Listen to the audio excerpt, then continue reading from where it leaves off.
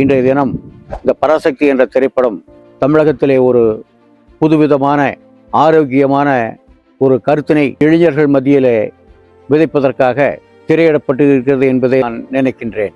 1965ஆம் ஆண்டு இந்திய எதிர்ப்பு போராட்டம் நடைபெற்ற போது நான் 5 வயது சிறுவன். அப்பொழுதே கிராமங்களிலே நடைபெற்ற அந்த ஆர்ப்பாட்டத்தினை வேடிக்கை பார்த்து கொண்டிருக்கின்ற சூழ்நிலையிலே இருந்தேன்.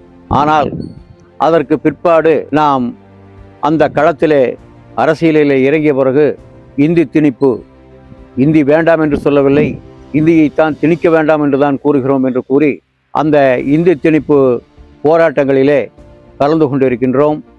ஆண்டுதோறும் மொழிப்போர் தியாகிகளுக்காக கூட்டத்தை நடத்தி அந்த மொழிக்காக இன்னொரு இந்த தியாகிகளை எல்லாம் நாம் நினைவு கூர்ந்து கொண்டிருக்கின்றோம்.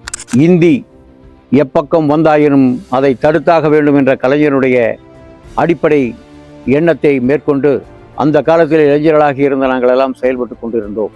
தமிழகத்தின் சார்ந்த கொள்கை வாய்ந்த திரைப்படங்களை எல்லாம் எடுக்கும்போது மத்திய தணிக்கைத்துறையானது எப்படி இடி, சிபிஐ போன்ற நிறுவனங்களை வைத்து தொல்லை கொடுத்தார்களோ, நம்முடைய கருத்துக்களை எல்லாம் நசுக்கினார்களோ, அதே போலவே இன்று தணிக்கைத்துறையை வைத்து தமிழகத்தின் திரைப்படங்களுக்கெல்லாம் தொல்லை கொடுத்து கொண்டிருக்கின்றார்கள், அடக்கியாள நினைக்கின்றார்கள்.